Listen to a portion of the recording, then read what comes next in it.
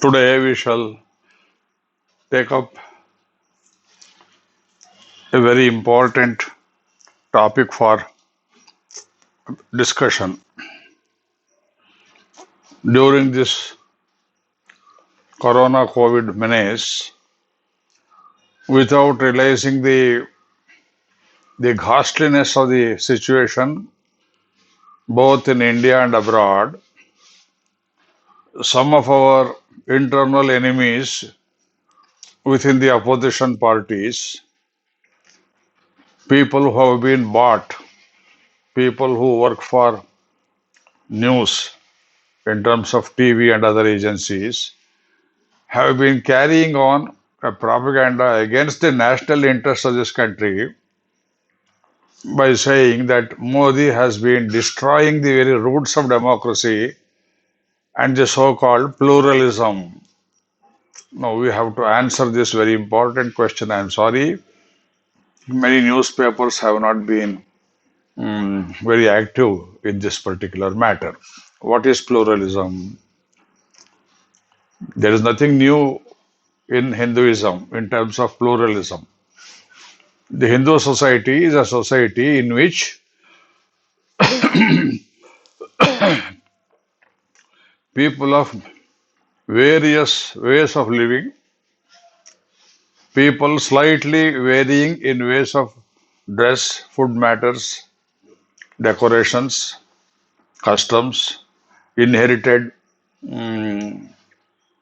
inherited strands of life, without disturbing the main ethos of the country, have been living in peace together. There are Jains here, there are Buddhists here, there are even atheists here. Among the believers, there are Shaivas, there are Vaishnavas, there are Shaktas, there are Pancharatrins, there are Pashupatas. There is enough room for pluralism in terms of even foreign ideologies like Christianity or Islam, if they can come into the national ethos without disturbing the national ethos. Pluralism does not mean breaking the country in several ways. Pluralism does not mean disturbing unity. Unity in diversity.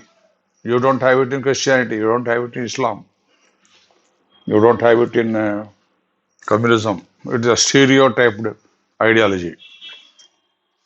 Now, the people, particularly who have big voices like Barka Dutt, Shashi Tharoor, Rajiv Desai, to some extent even Shekhar Gupta, very vocal editors of newspapers, editors of news in TVs, have been crying not only in India but through Washington Post, Telegraph, and other international newspapers that India has been disturbed in terms of this pluralism. And Modi has been destroying the basic fabric of democracy. What is their headache? Their headache is the wrong setup established by Nehru establishment, the kind of pluralism in which Hindu phobia got a great advantage, the pluralism in which Islam and Christianity played a dominant role of havoc. So that kind of pluralism they want to be continued in this country. Pluralism of the kind Nehru wanted. Let us call it Nehruism. Now, that has caused a lot of distress in this country in terms of communal violence, suppression of Hindu values, particularly, which is the main ethos of this country. And therefore, the imbalance is being rectified by Modi. That is the main headache for these people. For example, Ram Janmabhoomi has been retrieved, Babri Masjid has gone. The rogues of Kashmir who have inherited vested interests, the families of Abdullah, Mufti, and the Gilanis, and the Maliks, and other people who have been vocally for Pakistan and against Hindustan, All these people have been shown their proper places. Special privileges have been removed. Pakistan has been totally integrated. Article 370 has been removed. And the people who have been driven out, the Hindu Kashmiris, have been rehabilitated very silently in the last 2 3 months. Great steps have been taken to bring back Kashmir in every way, culturally, spiritually, politically, socially, back into the mainstream of Hindu culture. That is the headache for Barkadat. That is the headache for this mischievous Shashi Tharoor and other people. Not only that, Teen Murti Bhavan, which was a privileged center of Nehru, as if it was his ancestral property, has been restored to its balance by making it a national monument meant for all the memories of the previous prime ministers and presidents and so on. In addition to this, JNU has been brought back to the mainstream. Many of you may not know that Ramayana studies have been introduced into the curriculum of JNU studies with a special paper for it. May I propose JNU, Jawaharlal Nehru University, should be named after Vyasa University. What is wrong if you call it Valmiki University? If Aligarh University can be a Muslim center, so even that has been brought into the mainstream.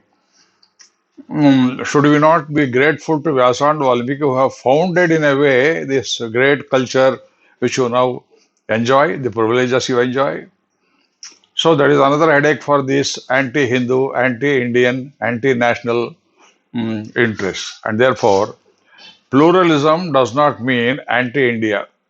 Pluralism is a broad concept into which any number of ideologies can be brought in without disturbing the main ethos. Let me repeat, without disturbing the main ethos. The main ethos is the Sanatan culture. The main ethos is what you call dharma.